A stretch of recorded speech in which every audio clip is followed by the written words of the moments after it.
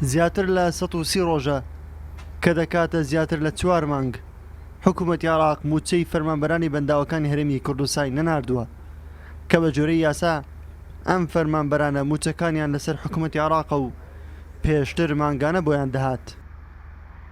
بەڕێوەبەری گشتی بەنداوەکانی هەرێمی کوردستان ئاماژە بۆ دەکات عێراق مووچەی ئەم فەرمانبەرانەشی بە سیاسی کردووە.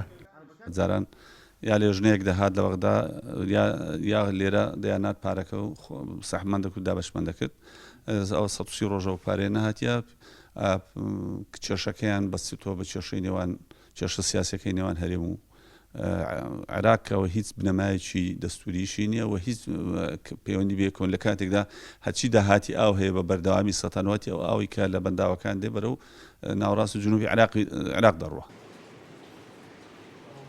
ژمارەی فەرمانبەرانی بەنداوەکانی هەرێمی کوردستان نزیکەی 420 فەرمانبەر دەبێت. کۆی مووچەکانیان مانگانە دەگاتە 370 ملیۆن دینار کە لە چاو داهاتی گشتی عێراق بڕەکە یەکجار کەمە. ئەمە لە کاتێکدا بەغدا بەردەوام ئاوی بەنداوەکانی لە هەرێمی کوردستانەوە پێدەگات.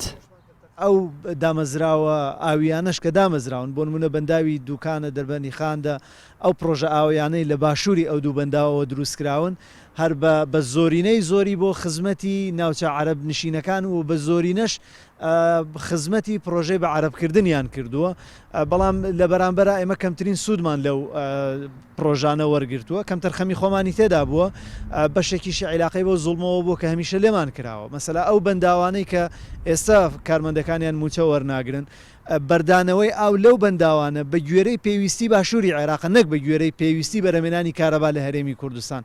واتە ئەو بەنداوانە دوای 4 مانگی تر نۆتیفیکیشنێکیان ئەوە تێبینیان نووسراوێکیان لە بەغداوە بۆ دێ کە دەبێت بەردانەوەی ئاو زیاتر بکەن چونکە ئەوان زۆرتر پێویستیان بە ئاو هەیە.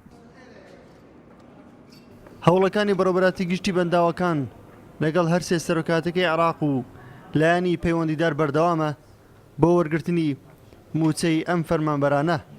بەڵام تا ئێستا هیچ وادەیەک دیار نییە بۆ خەرجکردنی ئەم بڕەپارەیە. نەورۆز عەبدوڵڵا، کوردستان 24 هەولێر.